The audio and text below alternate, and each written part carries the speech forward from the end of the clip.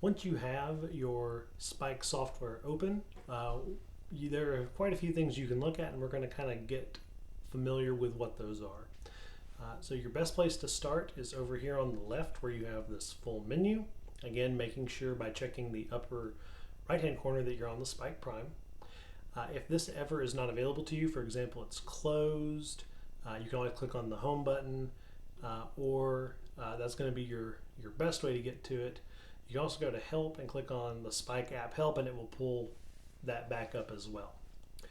But you usually start here on the home screen, and some other things you can click on. The help button will take you here. You'll get some info on icon blocks. So this is a good documentation on what all the icon blocks do. You also can click on the word blocks, and the word blocks are probably what you are more likely going to use if you are working with the Spike Prime and First Lego League Challenge. So that's one tab on the menu. You also have your settings tab, which have a few pretty common options. General takes you to your settings. There's an intro that plays. You can opt in or out of that. There is an option to turn on your app updates, unit plan updates, enable Python projects. So there's a bunch of options here. You probably want your app update notifications turned on. You probably want your unit plan update notifications turned on. If you're worried about being able to manage what your students are working on, you can disable Python projects or you can enable them. It doesn't really matter. You also have allow analytics. I usually, when I have software, turn this off, but you can leave it on or off. It just sends information to Lego to help them improve the software as you're using it.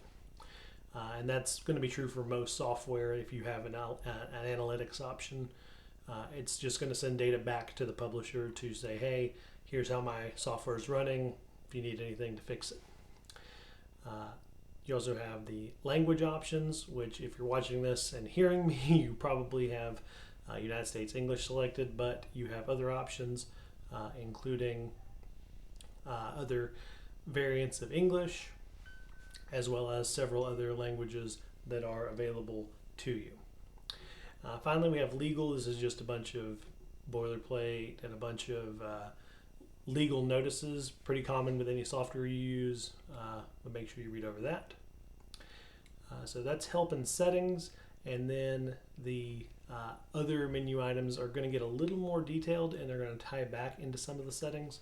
So we'll look at those separately and kind of leave the settings and help to this menu. But again, to get back to any of this, you can click on the home button here, or if you want, you can click on the Spike help and it will pull up this little window on your software so that you can see all of your options.